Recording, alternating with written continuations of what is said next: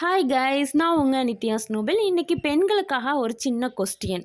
அதாவது பெண்கள் உங்கள் முன்னாடி 2 ஆப்ஷன் வச்சுருப்போம்.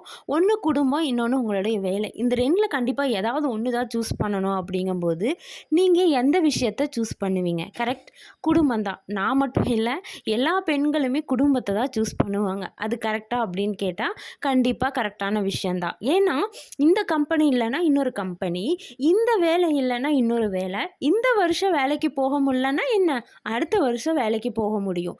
ஸோ குடும்பங்கிறது ரீப்ளேஸ்மெண்ட் கிடையாது. ஸோ எல்லாருமே குடும்பத்தை தான் செலக்ட் பண்ணுவோம். Right, good. ஆனால் இங்கே கவனிக்க வேண்டிய விஷயம்னு ஒன்று இருக்குது. 36 வயதுலேன்னு ஒரு ஜோதிகா படம் வரும். அதில் அந்த ஜோதிகாவோட பொண்ணு அவங்கள பார்த்து திரும்ப கேட்கும், நீ எனக்காக எதுக்கு தியாகம் பண்ண அப்படிங்கிற மாதிரி. அந்த சீன் எல்லாருக்கும் தெரியும்னு நினைக்கிறேன், அதை எக்ஸ்பிளைன் பண்ண வேண்டியதில்லை. அதே மாதிரி தான் இடைவெளி எடுத்துக்க பழகுங்களை தவிர ஃபேமிலியில் ஒரு சுச்சுவேஷன், ஒரு ப்ரெக்னன்சி டைம், ஒரு எமோஷ்னல் சப்போர்ட்டு நீங்கள் தேவைப்படுறீங்க, 1 இயர், ஒரு 6 மந்த், 1 டே, எதுவாக இருந்தாலும் நீங்கள் உங்கள் கெரியரை விடக்கூடாது.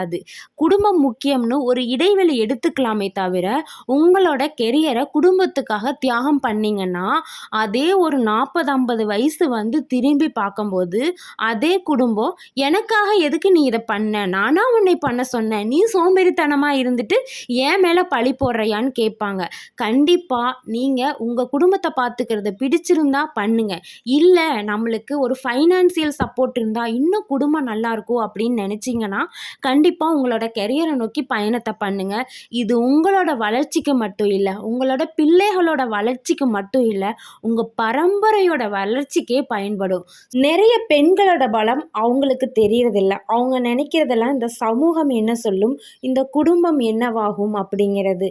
கண்டிப்பாக நீங்கள் உழைச்சிங்கன்னா உங்கள் குடும்பத்துக்கு தான் ஸ்பெண்ட் பண்ண போகிறீங்க. பொய் சொல்லாமல் திருடாமல் நேர்மையாக உழைச்சா வெற்றி நிச்சயம். என்றும் அன்புடன் உங்கள் நித்யா ஸ்னோபல்.